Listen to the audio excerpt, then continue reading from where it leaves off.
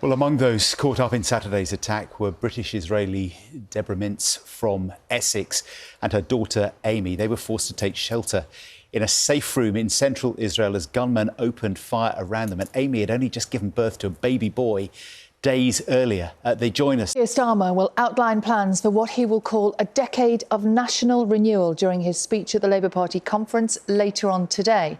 Our chief political correspondent, Henry Zeffman, is there in Liverpool for us this morning. Morning, Henry. So what are we expecting to hear from him today exactly? Will there be anything new in his speech? Retail sales slowed in September as people focused their spending on housing, heating and rent. Keir Starmer will outline plans for what he will call a decade of national renewal during his speech at the Labour Party conference later on today. Our chief political correspondent, Henry Zeffman, is at the conference in Liverpool for us this morning. And Henry, a bold statement even there, and just those words that I've said. Retail sales slowed in September as people focused their spending on housing, heating and rent, according to new figures. Well, among those caught up in Saturday's attack were British-Israeli Deborah Mintz from Essex and her daughter Amy. They were forced to take shelter in a safe room in central Israel as gunmen opened fire around them. And Amy had only just given birth to a baby boy days earlier. And of course, there is ongoing update and coverage on the BBC website. If you go onto... It is 7:41 and John has joined us on the... She's been singing again, hasn't she? Let's hope not. Yes. John is here with this morning's sport. We're starting with the cricket. We are looking forward to that.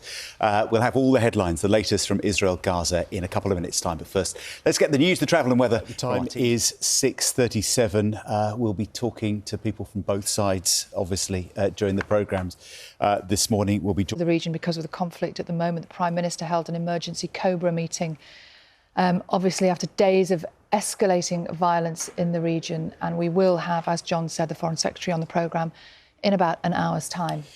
And you can also get more ongoing news and analysis on the situation over the days to come. It is 6:39. As the cost of living crisis continues, new figures show that more people are now using pawnbrokers' sons.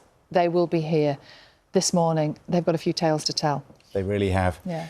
They've got the blisters, they've got the T-shirts, but they're determined to keep spreading their message. It'll be great to have them here to reflect on their journey, but also to talk about what happens next, because they're determined that this is just the start of the message they want to put out there. Yeah, all the headlines coming up in just a few minutes, but now it's time to get the news, the travel and the weather where you are. Gorgeous. Lovely to see, yeah. Yeah. Now, at 21 minutes past 6, we're going to have a look at today's newspapers and the conflict in Israel and Gaza, obviously dominating this morning our correspondents in the Middle East. The time now is 22 minutes past 6. Thank you for joining us this Tuesday morning. And for the first time in a century, Atlantic salmon will once again be able to swim in the River Dee in Aberdeenshire. Demolition work to remove part of a dam has now been completed, meaning the fish can access a 12-mile stretch of water to lay their eggs. Rebecca Curran has the story.